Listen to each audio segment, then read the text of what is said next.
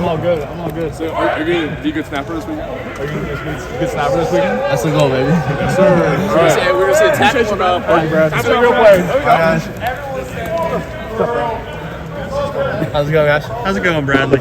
Do you feel like you're coming full circle having senior day against the team that you started your career with? I mean, it's definitely exciting. Not sure if it's going to be completely full circle. I don't know if you heard Dom's comment, but I do have another year of eligibility, and I haven't made that decision yet. It's one of those things I'll address it after the season and stuff, but I'm going to do senior day just because if I do make that decision, I want to have that opportunity to still do senior day, but haven't really thought about it. It's one of the things I'll talk with the coaches in my family to figure out what's best for me, so that's an option. It's going to be great, though, no matter what happens. I love playing here in Columbus. It's going to be a great time, and just especially because this game is going to mean a lot in the grand scheme of things. I'm just excited to go out and play every day. So. Obviously, it's been like 4 or 5 years. Do you still have teammates at Michigan State that you keep in touch with? There's a couple guys. One of my good friends from when I was there is still there. He's a 6 years at the end. I know there's a couple of 6 years that I came in my recruiting class, but I talked to basically 1 or 2. But then I talked to some other guys that graduated and moved on as well. What's it like for you just playing them? I don't think it's really anything different. We played there last year. That was my first game actually playing against them. It was one of the things the one guy I'm friends with, after field goals, he was out there on the side and we'd kind of exchange words, just joking around as friends. But, I view it as any other team we play against. I just got to go out and do my job and execute. So that's really all there is. Brett, I know there's a few guys on this roster that were former Michigan high school football players. And I'm curious about, and I know you didn't get recruited to come to Ohio State, but I'm curious about during the recruiting process, whether it's guys from Michigan, is Ohio State kind of how is it viewed, in terms of the recruiting process? I have a good story with that. When I was in my transfer year, I thought I was going to go to Team Up North for the longest time. My brother was there, and it was a week before I was supposed to sign an apartment lease. I got a call from Coach Combs, and I talked he's hey, we're interested. We need a guy to come in and help the team out, add depth and compete and stuff. And it was one of the things me and my dad talked. You grow up. I remember watching Troy Smith and stuff. I grew up a Big Ten fan, but I grew up a Michigan State fan because my dad went there.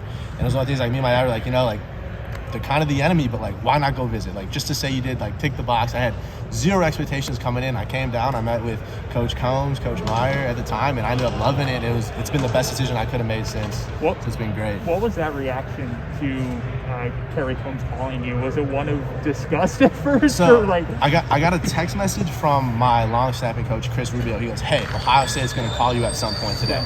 And I was I looked down. I'm like, "Are you serious? There's no that's not real." And then he called me, and it was just one of those things. I know who Coach Combs was. He's a great personality. He's a great guy, great coach. I'm so glad he's back. It's just it was one of those things. It was kind of surreal in the moment. Ohio State's calling me. It's not I didn't reach out to them. They reached out to me and they called me. So that was just a great experience. And then this is where it's led today. So it's been great. Have you converted your family in Troy to being Ohio State fans? Or? My family will support me no matter where I'm at.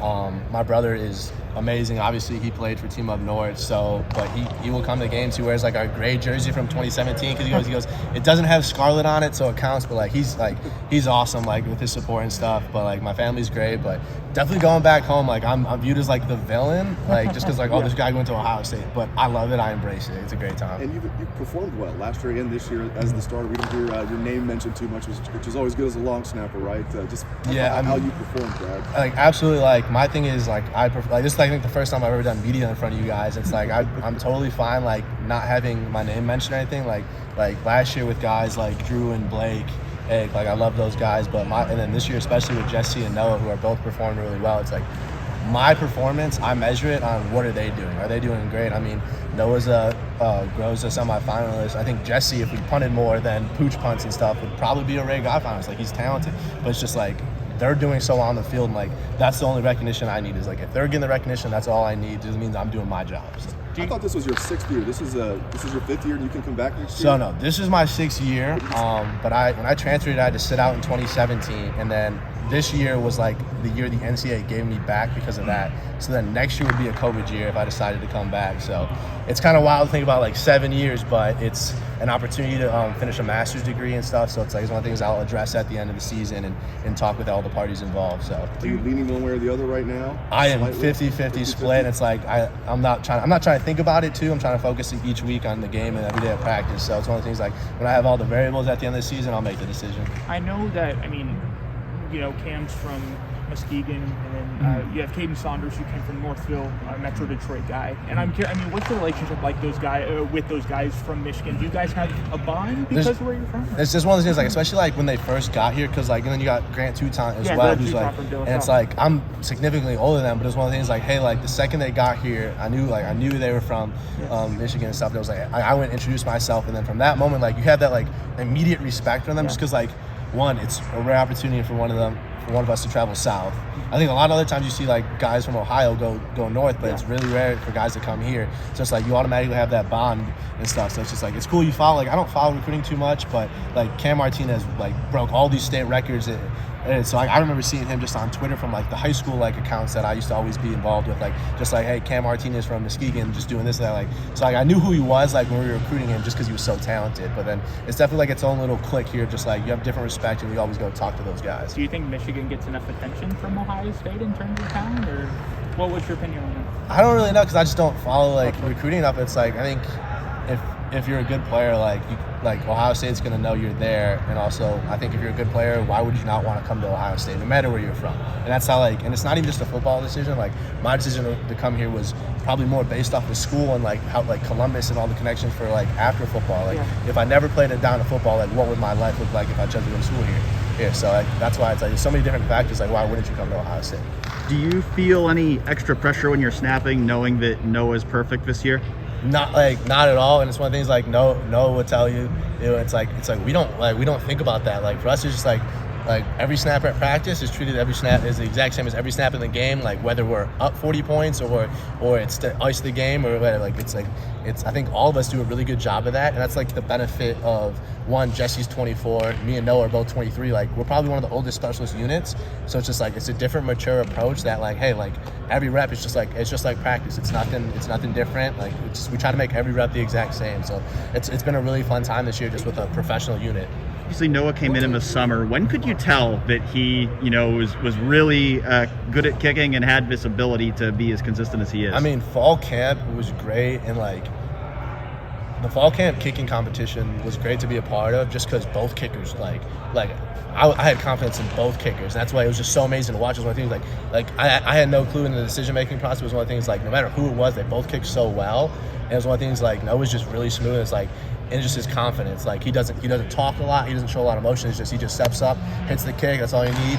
It's a different approach. And so I was like credit to both kickers because they both really crushed it during camp. And I've been and Noah's just proven that hey what I did in camp is just continuing down the road. Has Jesse taught you at all about Australian culture? We go back and forth all the time about it because we lived together for the first 8 months and stuff here, and I had a good relationship with Cam too, just because he would come in and train and stuff.